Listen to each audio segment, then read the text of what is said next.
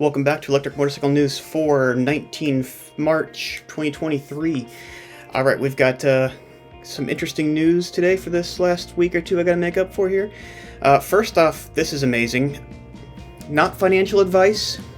Lightning Motorcycles is basically going public. You can purchase their stock for $10.56 a piece, a minimum of 10. And there's some interesting information if you go to the very bottom. I'll put the links in the description.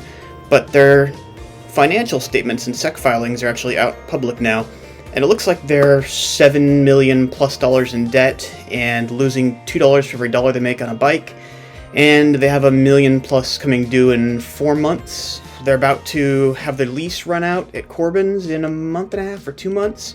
So, interesting company. They had about 60 grand cash as of the last filing they had. And I'm not a professional at finances, so that's all just my amateur eye scanning through the documents. But buy at your own discretion. Of course, I spent the last weekend in Florida.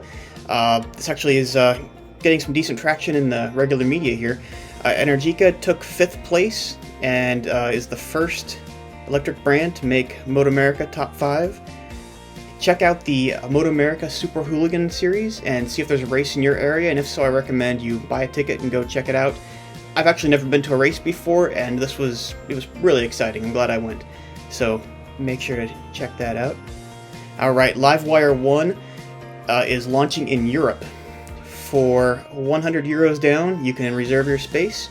Deliveries begin in April. It's exciting to see Harley-Davidson, or Livewire as their splinter company is called now, start to deliver to Europe. They're spreading outside of North America, so that's good news. I'm guessing that means they've met the demand in North America and they have enough bikes that they can start sending them to dealers overseas.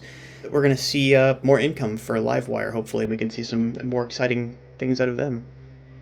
Alright, you know that I love to see charging networks expanding, and 7-Eleven says they want to be amongst the largest.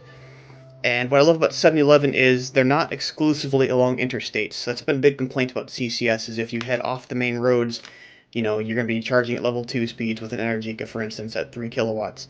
But with this, you can grab a slushie, you can get some water, you can have a hot dog, a little snack, and you can top up for 30 minutes or whatever and get 100 miles of range.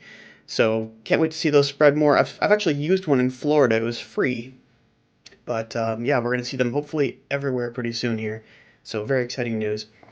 Alright, I'm a little bit late on this one because I didn't have a weekly report last week, but Saunders had a deal where they would take $2,500 off on their motorcycles for the first 1,000 sold during the sales period.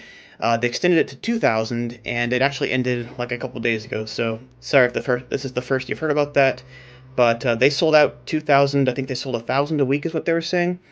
So good for Saunders. I'm glad to see they're moving some bikes.